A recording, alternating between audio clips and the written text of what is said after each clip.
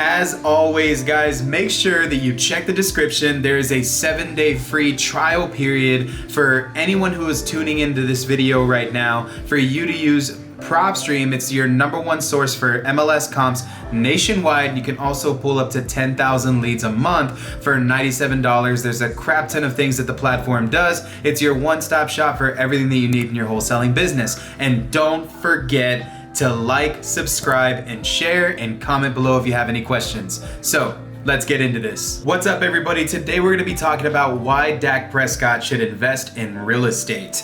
Now, for all of you guys that don't know, Dak Prescott just suffered a compound fracture to his leg where his foot went the opposite direction, and he's basically out for the rest of the entire season, and he plays for the Dallas Cowboys. So I'm going to be talking about some of the pros and cons on when you have that type of money and you're watching this. Let's say you're an NFL football player and you're watching this, or even just a wholesaler who's trying to use that money that they're making and invest it into real estate.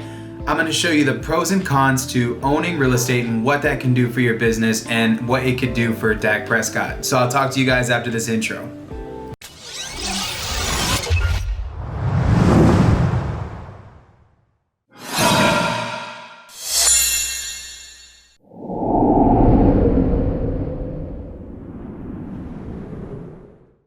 So the first thing that I'm going to let you guys know is that #1, real estate is predictable. If I invest into an asset, I know that no matter what happens, every single year, that asset will appreciate in value.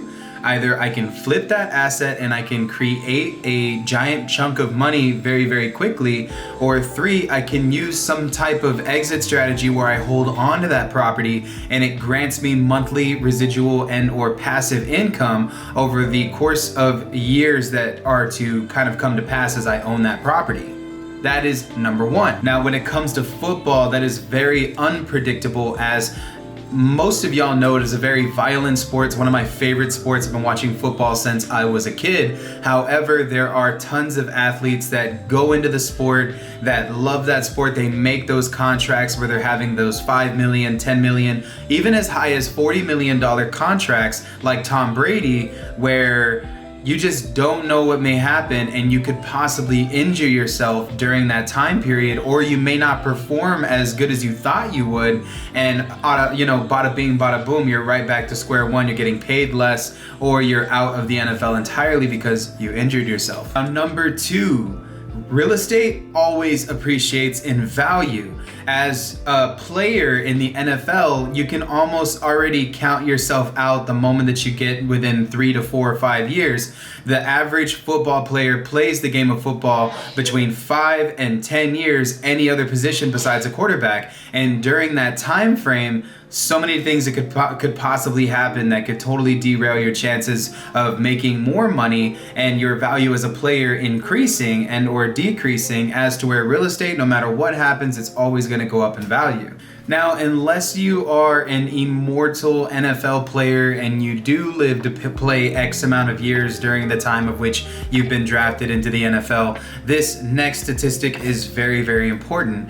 Most people, when they get into the game of football, they got anywhere between 5 to 10 years before they're either injured permanently or they retire their jersey and they don't play football anymore. And in real estate, the moment that you decide to own real estate, the moment that you purchase that asset, it can be leveraged. And I'm not really sure how this works. Even if you get a crap ton of money and you have all of this money sitting in the banks, you still need to own some sort of real estate or assets to be able to double up the amount of money that you have. Real estate can be leveraged incredibly to be able to build wealth over a long period of time. The more houses that you own, the easier it is for you to apply for loans with the bank to increase your portfolio. Another thing that's an extremely important part about owning real estate is that it sets you up for retirement.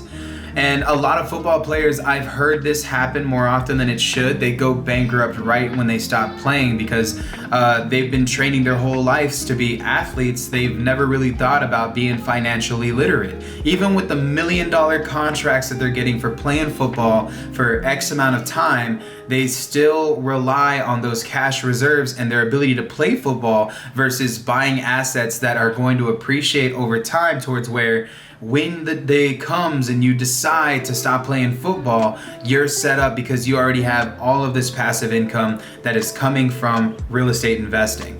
Another thing is when a football player makes 11 million, 20 million, etc. for their contract for the entire year, that money is taxable by the IRS by up to 45%.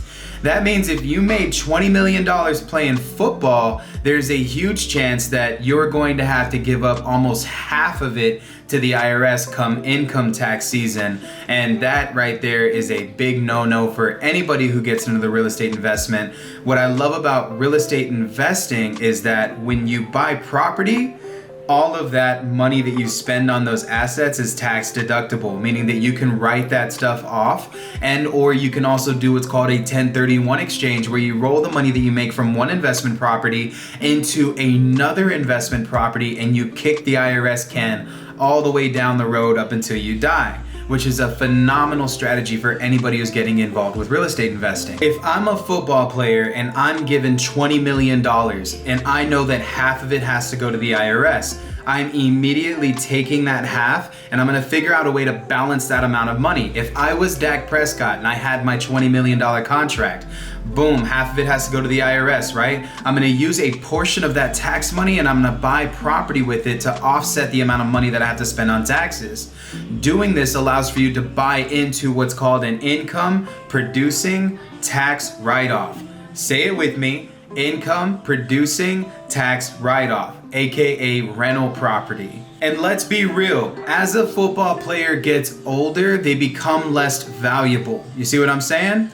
They stop getting paid the same amount of money that they've been paid at the beginning when they first got their contract and everything was good. This is something that happens to almost every single football player who joins the NFL. If there's one thing that, and no matter how good you are at football, you will never be able to beat time. And that right there is the most hard reality for anybody to face. But what I love about real estate investing, if Dak Prescott put money into a property, over time, not only does that asset appreciate in value, but you have what's called equity buildup, where you are essentially using debt, you're paying down a note, you're collecting monthly income the entire time that this is going down. The value of your property is rising while you're paying down a balance. You get what I'm going here? You see what I'm saying? You are literally building equity into properties, which looks very, very good to banks, especially banks that are lending you X amount of money to invest into real estate. And if you're watching this right now, and if you're Dak Prescott and you're watching this right now, buy some real estate. I promise you it's going to be the best decision that you've ever made. I currently own a portfolio of about 9 properties. Each of them are building in equity. This has been something that I've been doing over the last 3 years. And with COVID-19 and the election and all this crazy stuff that's happening right now, it's still an amazing and very lucrative play to make. Football is awesome. I've loved football since I was a kid, no doubt. However, football does not give you very much security, as to where real estate investing is going to give you the most security, the biggest bang for your buck.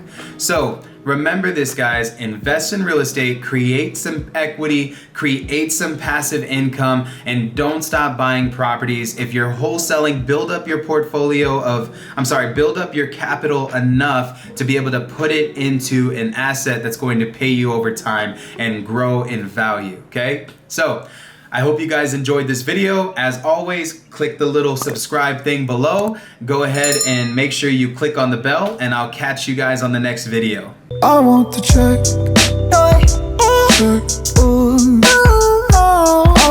Hey guys, if you like this video, go on and head over to my Instagram, where I post exclusive content to help you grow your business.